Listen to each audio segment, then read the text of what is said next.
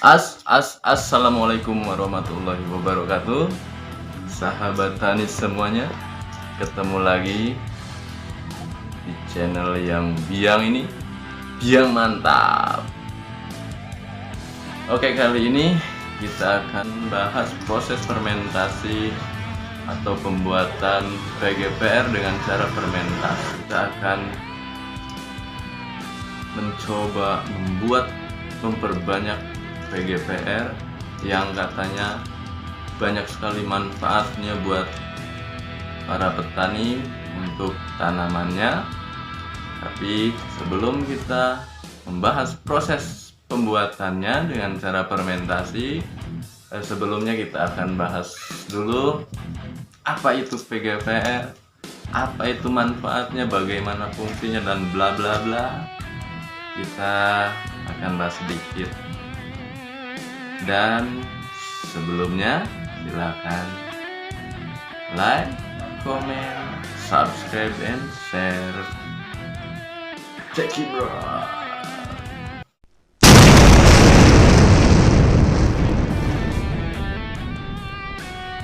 Oke, bagaimana proses pembuatannya? Tonton terus. Mari kita saksikan di video ini. Oke guys, kawan-kawan tani semua, ini dia pohon bambunya ini yang targetnya akan kita ambil akarnya, kita jadikan ambil akarnya, dan dari akar tersebut kita ambil bakterinya guys.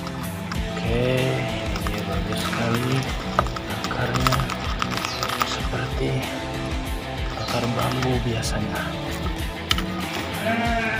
Kita siapkan dulu. Ya,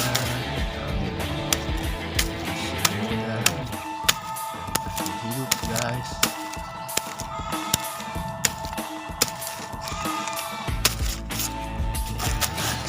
Tanah banyak, ini tidak perlu dibersihkan guys, tanahnya juga ini banyak mengandung rizobakter. Oke,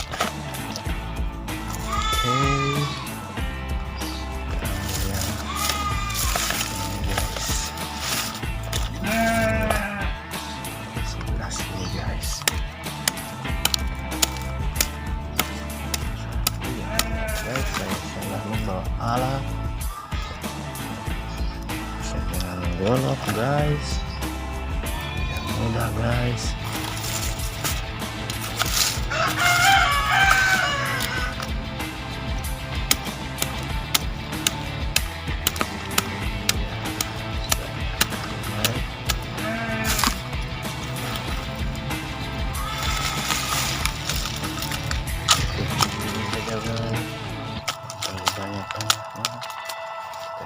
Brig saja masukin ke tempatnya, fermentasikan. Oke, saya rasa cukup. Kawan semua, lanjut prosesnya. Oke, proses selanjutnya kita akan merendam akar tersebut. Akar bambu ini akan saya rendam dengan air. Nah, ini adalah fungsinya untuk mengeluarkan bakteri tersebut, agar bakterinya keluar dan nanti akan kita perbanyak dengan cara fermentasi. Ini kita akan buat medianya terlebih dahulu, sementara kita rendam selama 1 sampai 2 hari, baru nanti kita akan proses selanjutnya. Oke, kita rendam dulu selama 1 sampai 2 hari. Nanti setelah itu kita akan proses lagi. Baiklah, kita siapkan bahannya terlebih dahulu untuk pembuatan PGPR. Di sini ada dedak halus dari gabah padi. Dedak ini sekitar 250 gram. Kemudian ini juga ada gula pasir, kita gunakan gula pasir sekitar 50-100 gram. Kemudian ada terasi secukupnya, dan ada ini penyedap rasa alias micin. Nah, jadi ini bahan-bahan ini akan dimasak, kemudian setelah matang nanti dan kita dinginkan, baru kita masukkan akar bambu tersebut airnya. Oke, langsung saja kita masak terlebih dahulu. Ini dia, airnya sudah mulai mendidih guys. Kita masukkan bahan-bahan yang tadi, mulai dari dedak. Kita masukkan dedak. Setelah dedak dimasukkan, kita masukkan gula pasir, terasi, dan micin, biar beda di generasi micin. Dia kita masukkan.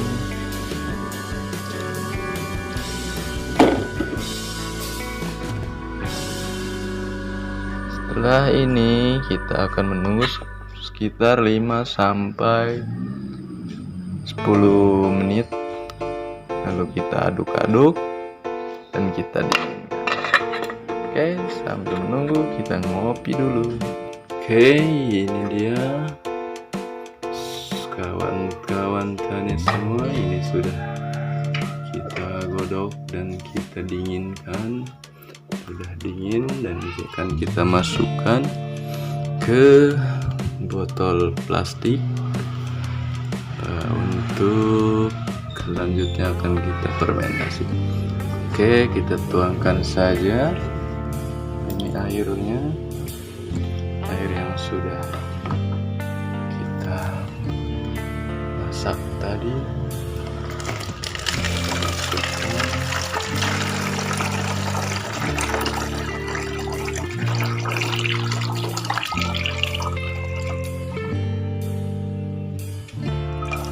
Tidak perlu kita saring, penyaringannya nanti saat kalau mau digunakan disemprot. Ya, kira-kira itu. Lalu kemudian kita masukkan juga ini hasil akar bambu yang kita rendam untuk ambil bakterinya, dan ini sudah bercampur, bakterinya sudah masuk, sudah berada di air, dan sekarang kita tuangkan saja.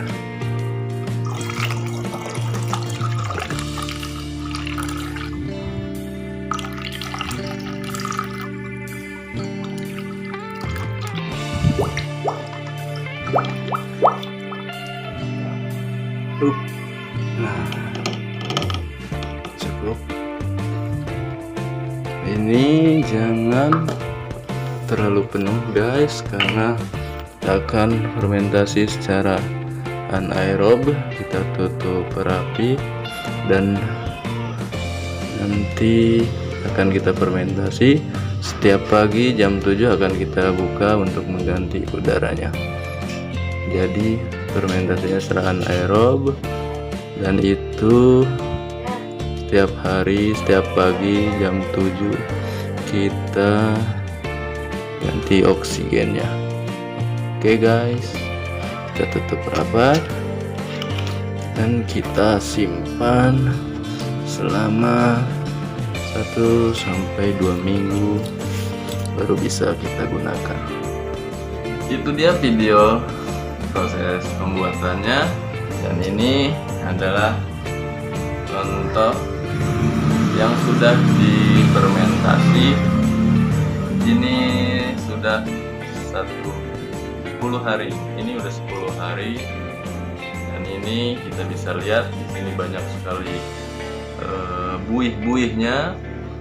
Ini menandakan ada aktivitas mikroorganisme di dalamnya karena dia sudah menunjukkan ada buih-buih oksigen, dan itu pertanda bakterinya hidup di dalamnya. Dan ini kalau kita kocok dia akan mengeluarkan gas. Karena ini masih berproses, coba kita kocok.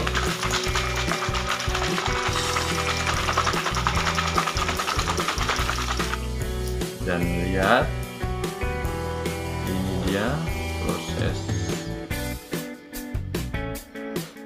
Lihat. Dan kalau kita buka, ini akan menimbulkan suara pss. Coba kita buka ya. Nah, dia mengeluarkan. Dan lihat prosesnya, dia bergerak naik ke atas, membuat buih-buih. Oke, bisa dilihat ini adalah sebuah proses fermentasinya.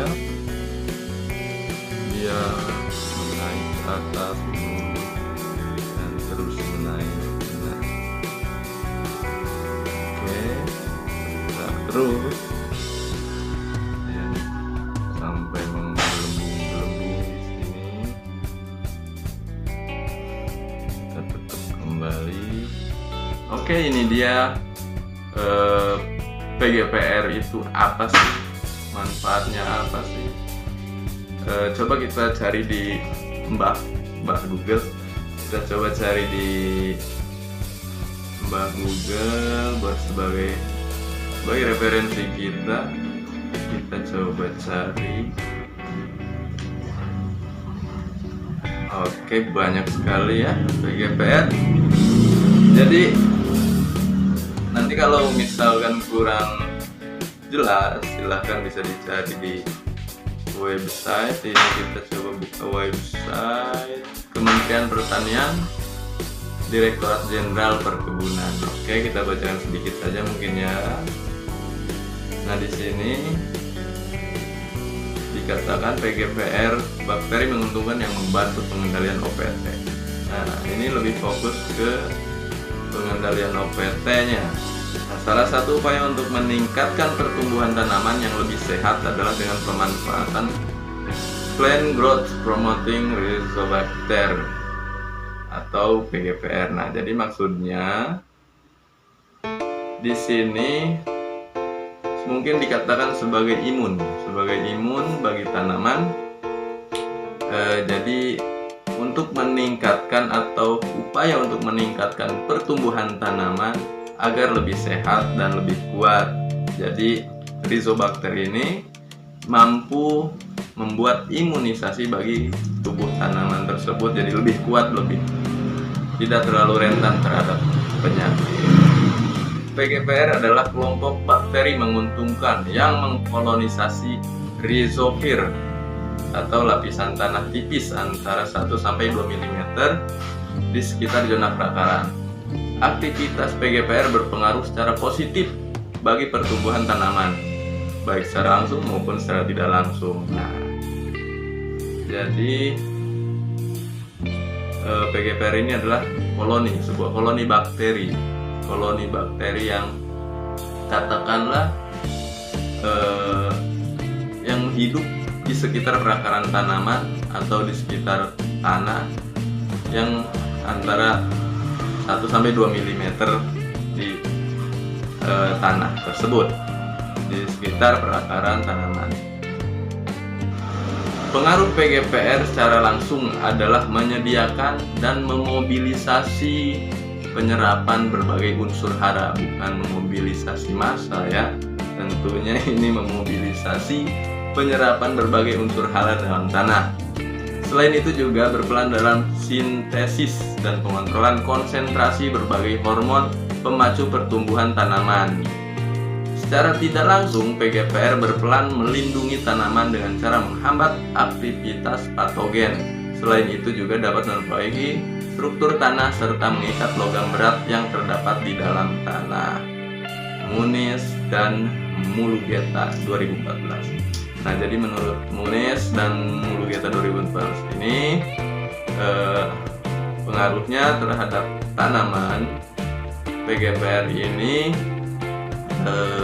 dapat menyediakan dan memobilisasi penyerapan berbagai unsur hara di dalam tanah. Jadi artinya si bakteri ini mampu mengumpulkan atau menarik, mengeluarkan, menciptakan, mobilisasi dan menyediakan. Jadi artinya dia mampu nanti mungkin prosesnya dari bakteri tersebut mengeluarkan enzim-enzim tertentu atau mengolah unsur yang terdapat di alam yang kemudian dirubahnya menjadi sebagai unsur hara bagi tanaman atau menjadi kandungan pupuk.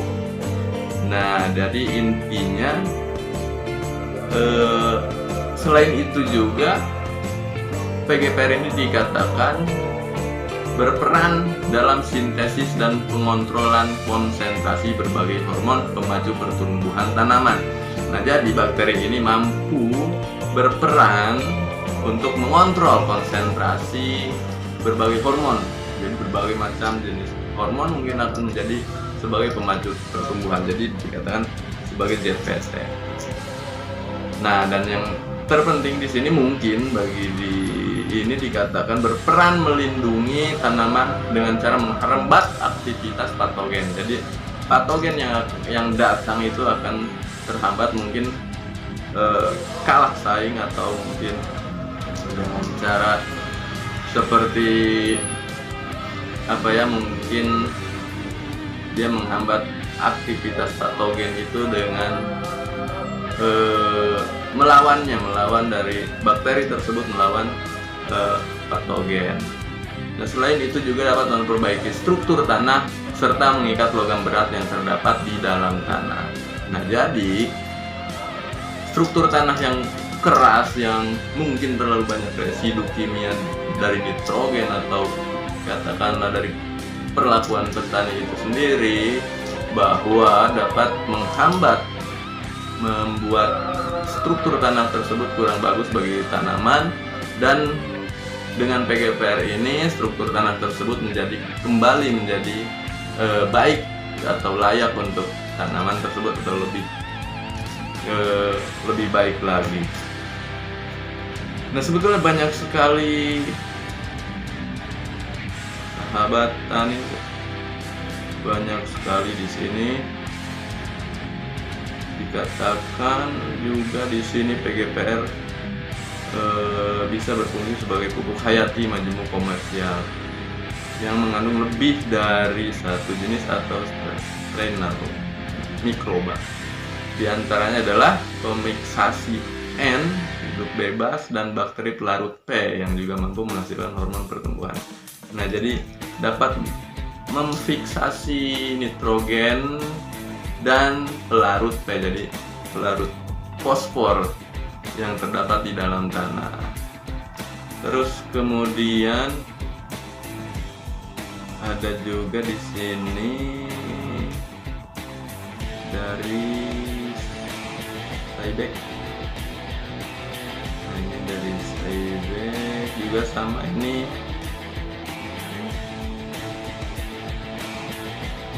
menjelaskan tentang PGPR merupakan bakteri-bakteri yang hidup di sekitar perakaran tanaman sama.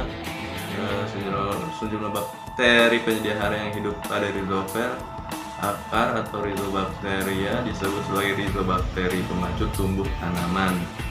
Wow, di sini banyak sekali ya.